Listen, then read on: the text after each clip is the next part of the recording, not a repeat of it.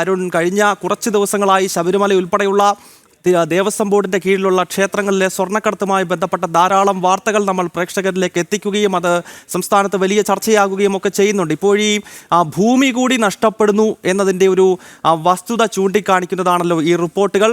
പറയൂ അരുൺ.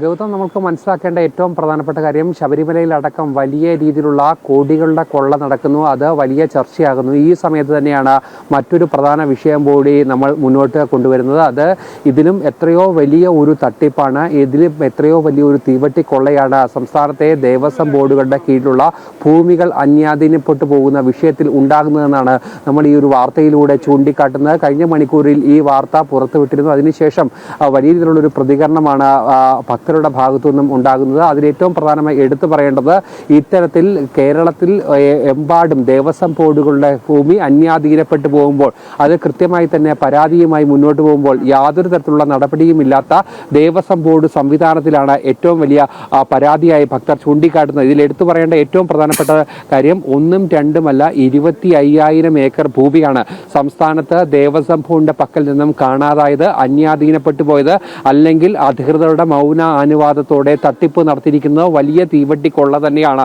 ഇതിൽ നടന്നിരിക്കുന്നു എന്ന കാര്യത്തിൽ യാതൊരു തരത്തിലുള്ള സംശയവുമില്ല. ഇത് മറ്റെവിടെ നിന്നും ലഭിച്ച രേഖകളൊന്നും തന്നെ അല്ല.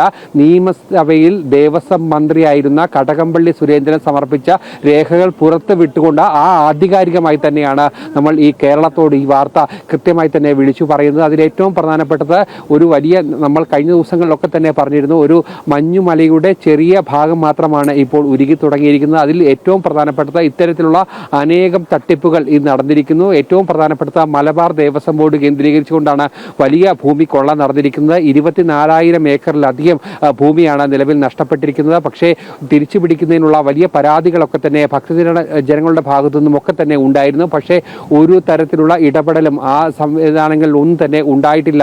നമുക്ക് അതോടൊപ്പം തന്നെ ഏറ്റവും വിലമതിപ്പുള്ള ഭൂമികളൊക്കെ തന്നെയുള്ളത് കൊച്ചി ദേവസ്വം ബോർഡിന്റെ കീഴിലാണ്. പക്ഷേ കൊച്ചി ദേവസ്വം ബോർഡിന്റെ ഭൂമി എത്രയെന്ന് പോലും ഇതുവരെയും തിട്ടപ്പെടുത്താൻ കഴിഞ്ഞിട്ടില്ല.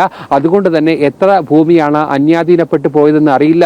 ഓർക്കണം, ഈ സർക്കാർ സംവിധാനങ്ങൾ, അതോടൊപ്പം തന്നെ ദേവസ്വം ബോർഡ് അവരുടെ സ്വത്തുക്കൾ സംരക്ഷിക്കാൻ പറ്റുന്നില്ലെങ്കിൽ എന്തിനാണ് പിന്നെ ഇങ്ങനെ ഒരു സംവിധാനം എന്നുള്ള ഏറ്റവും പ്രസക്തമായ ഒരു ചോദ്യമാണ് ഈ ഒരു സമയത്ത് നമുക്ക് ഉയർത്തിക്കാട്ടേണ്ടത്. കാരണം അത്ര വലിയ കൊള്ള നടക്കുന്നു, സമസ്ത മേഖലകളിലും തട്ടിപ്പ് നടക്കുന്നു, സമസ്ത മേഖലകളിലും അഴിമതി നടക്കുന്നു. പക്ഷേ ഇതിന് തടയിടേണ്ട അധികൃതർ ദേവസ്വം ബോർഡുകളുടെ ഭൂമികളിൽ, ദേവന്റെ ഭൂമികളിലും വ്യാപകമായ കടന്നുകയറ്റം നമ്മുടെ സംസ്ഥാനത്ത് രൂപപ്പെട്ടിരിക്കുന്നു. 25,000 ഏക്കറിലധികം ഭൂമി നഷ്ടപ്പെട്ടിരിക്കുന്നുവെന്ന് ദേവസ്വം മന്ത്രി തന്നെ വ്യക്തമാക്കുകയാണ്.